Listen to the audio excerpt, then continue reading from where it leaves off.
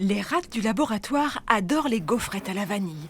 Pendant leur gestation et le début de leur lactation, les chercheurs leur en ont donné chaque jour un petit morceau, trempé dans de l'eau, du glyphosate ou dans un herbicide à base de glyphosate.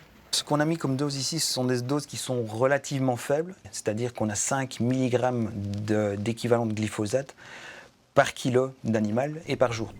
La dose est 10 fois inférieure à celle considérée comme sans effet. Mais quand les petits sont arrivés, les mères qui avaient absorbé de l'herbicide passaient 2 fois plus de temps que les autres à lécher leurs ratons.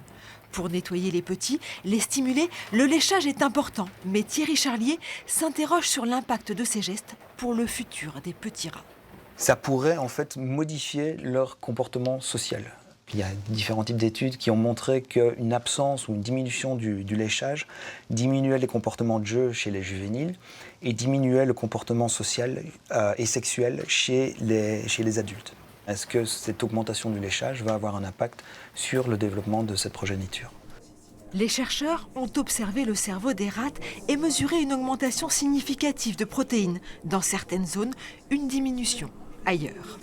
Donc ça montre qu'en fait, le glyphosate ou le Roundup n'ont pas un effet toxique, ça ne diminue pas, ça ne tue pas.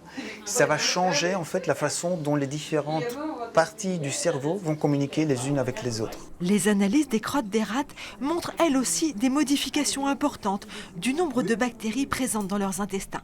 Les firmicutes diminuent pendant que les bactéroïdètes augmentent. Les bactéries qui sont dans nos intestins, principalement, sont là pour nous aider dans la digestion, pour nous fournir des vitamines, pour nous fournir des éléments qu'on ne pourrait pas avoir si on n'avait pas ces bactéries-là. Et donc, modifier l'écosystème de ces bactéries va impacter la façon dont ces bactéries vont pouvoir nous transmettre certains nutriments, certaines choses dont notre corps a besoin.